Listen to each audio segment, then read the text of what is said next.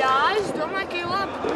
Vienmēr jau varētu būt labāk, bet es domāju, ka ir daudz vieglietu, kam vispār nav manējuši un viņiem nāks šur tur vai nu sporta zālēs vai skolās, un tā kā es domāju, ka ir diezgan labi. Šobrīd es tieši nodarbojos ar tāllikšanu, bet vasarās metu šķēpi. Es esmu bijusi Rīgas manēžā, kur, man liekas, stāvoklis ir graujošs, vajadzētu remontu, bet man ļoti patīk Kuldīgas manēža. Ļoti skaisti un arī jauni un labi skriet un vispār labi.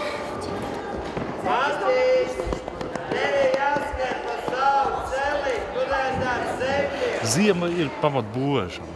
Nav jau vajadzīgs arī varbūt to rīku. Tas ķermenis ir jāsagatavo ziemas periodā, lai tu vasaru var mest.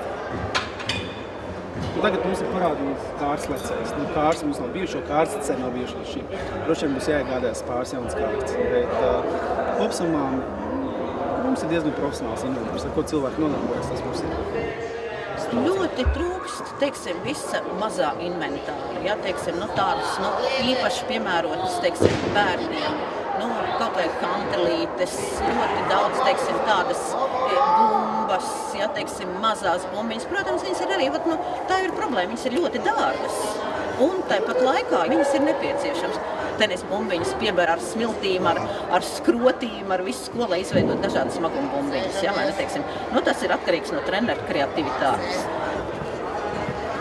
Principā jau var nodarboties tīri tehniskie sporta veidi. Jā, protams, nav varbūt garais ieskrējiens, jā, tie 60 metru celiņš. Tā kā kārta var lekt augstu un burtiski visu tehnisko sporta, vieglatlētības disciplīnas var trenēt. Protams, jautājums ir, ko tu gribi satrenēt, jā. Mešanai labi, skriešanām labi, lekšanām labi, varbūt garās skriešanas šeit nevar īsti veikt, jo varbūt nav piemērots virāžs vai kas, bet tīri tāda melno darbu darīšana šeit pilnīgi pietiek. Ja kāds pasaka, ka te nevar satrenēties, tad es gribētu paskatīties viņam acīs, vai viņš nemelā.